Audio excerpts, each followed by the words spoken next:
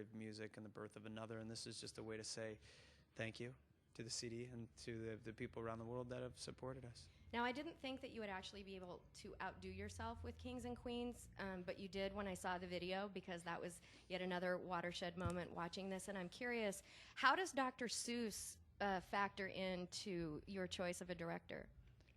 Just creativity, I suppose. Bartholomew Covens? Yeah. Okay. Tell me about the video shoot you One had. of a kind. You had The video shoot was great. It was a lot of fun. the guy, the big tall guy, the big, I don't know what you call those. The tall bike.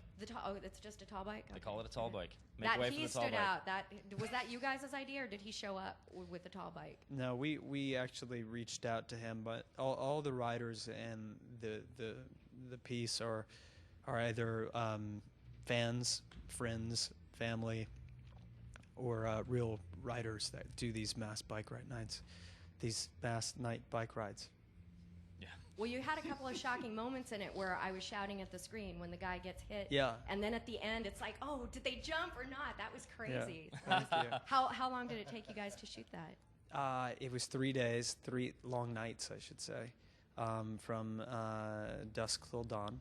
And, shooting these things is like going to war. It's insane. It's intense. You have all these people. We shut down Hollywood Boulevard. We shut down... The tunnel under 3rd and 4th Yeah, Street? 2nd, 3rd? yeah, downtown. It was 2nd Street Santa Monica Tunnel. Pier. And Santa Monica Pier, 6th Street Bridge, What I So- wanted to ask you, I think it was in the same Carson Daly interview where you talked that this video was a love letter to your refuge.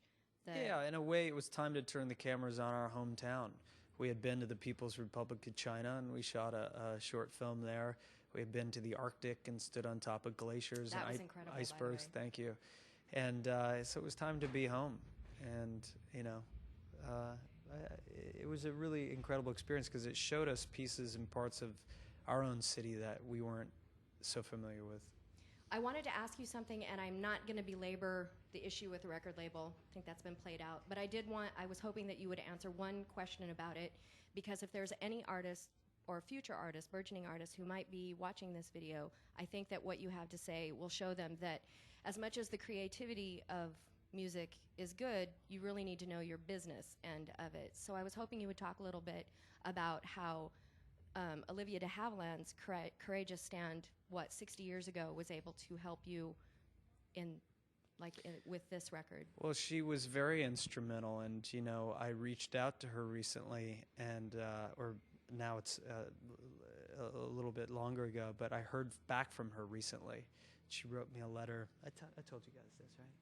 Yeah. And I'm going to visit her next time I'm in Paris. She's 93 years old and living in Paris, but she really stood up for what she believed in and fought for what was important to her. And we did a similar thing, is that we put up a fight for what we believed in. And because of her efforts, we were able to have some leverage, some freedom.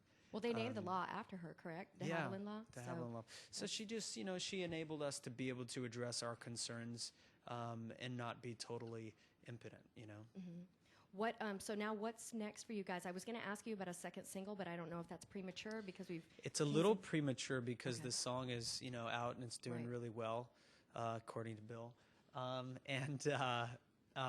It's just getting going. It's only been out for 4 or 5 weeks. Right. And people are seeming to like it, so thankfully. Is the title track going to be on Dragon Age? It is, yeah, the title track.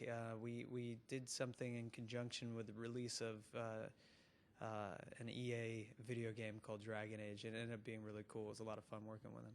Now, I would be remiss if I didn't ask you about Mr. Nobody. What is that? When does that open? I think next year sometime. Are you I don't playing, know much you're playing about like it. 100 different characters? Or I play 12 different people. including like what, 112-year-old man? Yeah, 120-year-old guy. Cool, cool. So now what's next for you guys? What are you plans for the holidays, 2010? You got Keep working, man. Oh, just keep European working. tour? You guys are everywhere over in Europe. I saw something. Or Japan? Or We're going to go back to Europe. We just announced a couple of weeks ago, we announced an arena tour in Europe, and I think we've sold out Wembley Arena, which Oh is my a God, kind wow. of epic and legendary place to play, and who so are we're you really taking excited with about you? that. Do you know yet? I think U2 is going to open up for us. I'm just kidding. No. I'll do a little favor. It's good to have dreams. No big deal. Yeah. Right on. It's good to have you. Exactly. So, well, No,